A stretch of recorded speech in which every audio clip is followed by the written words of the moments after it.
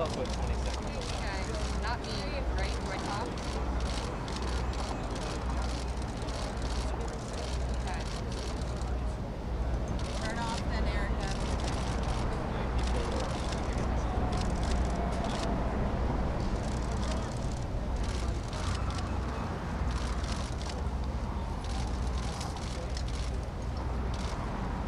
Good morning. Today's not any easier than yesterday was. All the victims' families have been notified. We will be releasing a list of those that lost their lives yesterday. It will be released throughout PIO in a very short period of time. But all the families have been notified. Our detectives worked through the night on this very daunting and challenging task, but it had to be done. It was the right thing to do, and they worked tirelessly.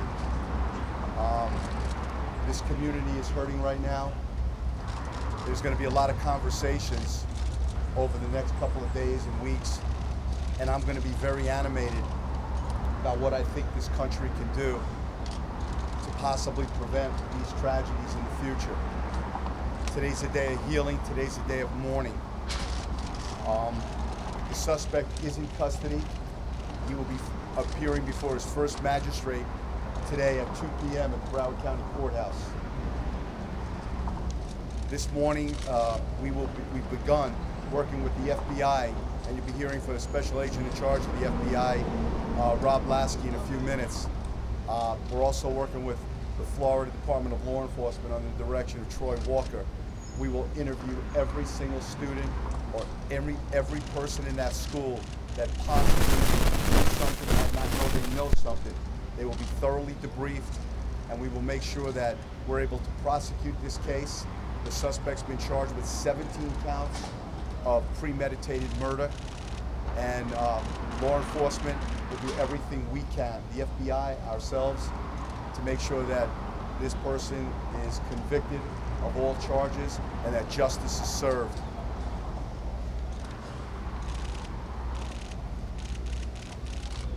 Sadly, there have been copycat threats made today at other schools.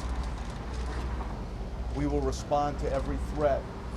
Every threat we receive, we will not classify it as a copycat or a prank call. We will respond in full and investigate it. Any call that is made fictitiously, any fake call, any call that's made to take out resources at a time like this and place them in places where we don't need to be, we will do the full power of the Sheriff's Office. Will investigate this and charge anyone accordingly with the maximum charge we possibly could for doing something so horrific, so pathetic.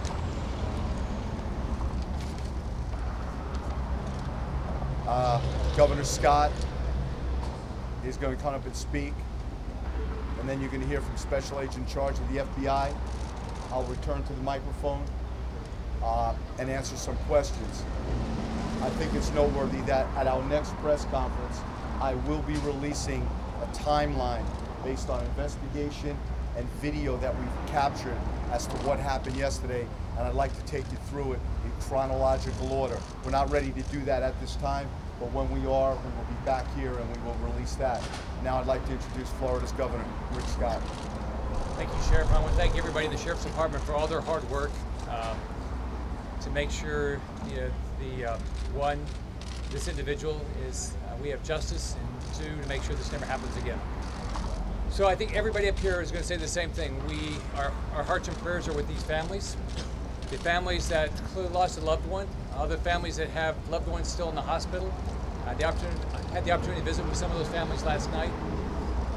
And then also we want to make sure this never happens again. Next week in Tallahassee, I'm going to sit down with state leaders. We're going to have a real conversation about two things. How do we make sure when a parent is ready to send their child to school that in Florida, that parent knows that child is going to be safe? Number two, how do we make sure that individuals with mental illness do not touch a gun? We need to have a real conversation so we have public safety for our schools in this state. I've spoken with the Speaker, Richard Corcoran, Senate President Joe Negron. They're committed to provide the resources and have a real conversation about how do we make sure that we have public safety.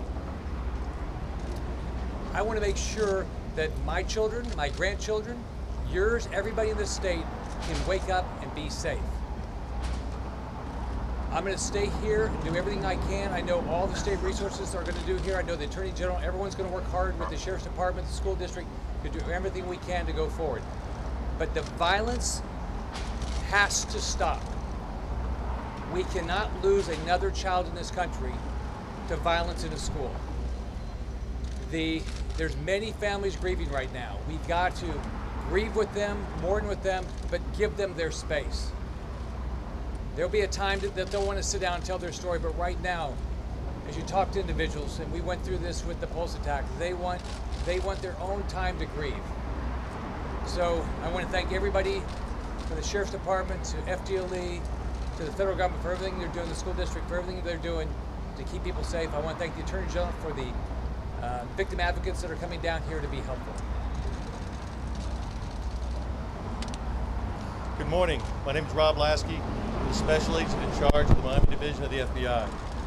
First of all, I want to express my heartfelt condolences to the victims, the families, the friends, the entire community who suffered this senseless and cowardly act. The FBI continues to stand by the Broward County Sheriff's Office, support them, and give them every resource they need to investigate this heinous crime. In 2017, the FBI received information about a comment made on a YouTube channel. The comment simply said, "I'm going to be a professional school shooter." No other information was included with that comment, which would indicate a time, location, or the true identity of the person who made the comment. The FBI conducted database reviews, checks, but was unable to further identify the person who actually made the comment. Again, as a native South Floridian, my heart goes out to the victims, the families, the friends, and the entire community. Thank you. I'd like to bring up our Superintendent of Schools, Ron Runcie.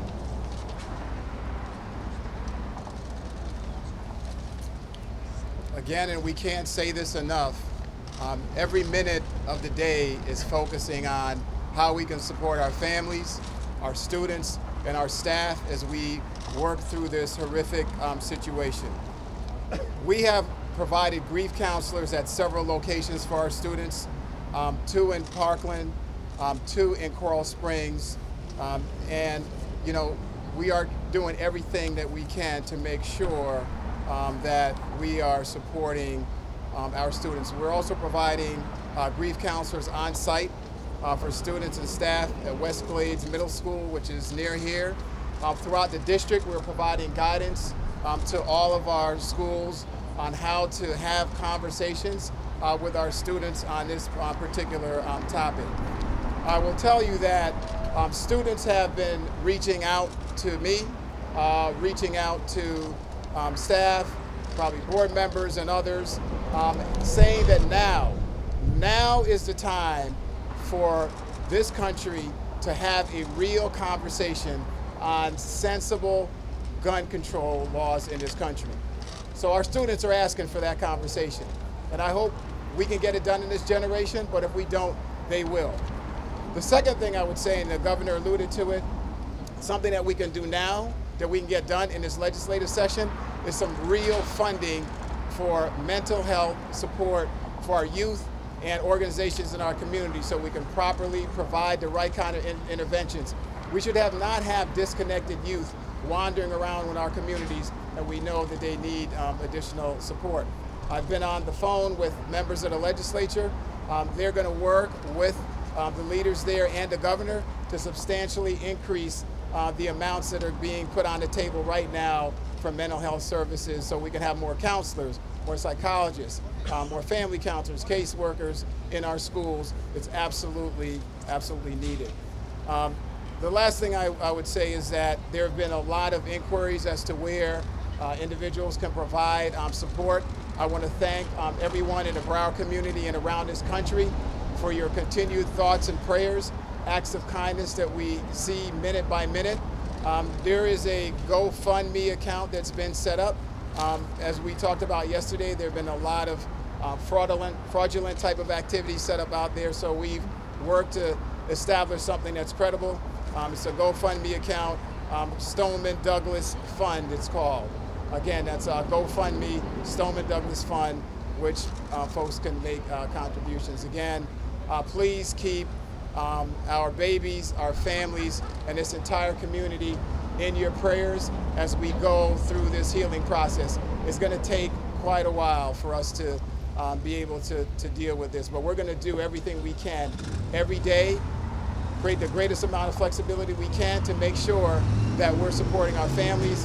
Again, I want to thank our law enforcement agencies, Sheriff Israel, the FBI, the first responders. They have been incredible. And I want to acknowledge some heroes that have been in our schools. We had an athletic director, campus monitor, who responded immediately when there was signs of trouble in the school. Unfortunately, those two heroes gave their lives for our kids and probably helped prevent this from being a worse tragedy than it is today. And so we need to acknowledge the heroes that are in our school every single day, our teachers, our educators, who are not only ensuring that our kids are learning and developing the skills they need to have a bright future, but they love them and treat them as if they're their own children, and they put their lives on the line every single day.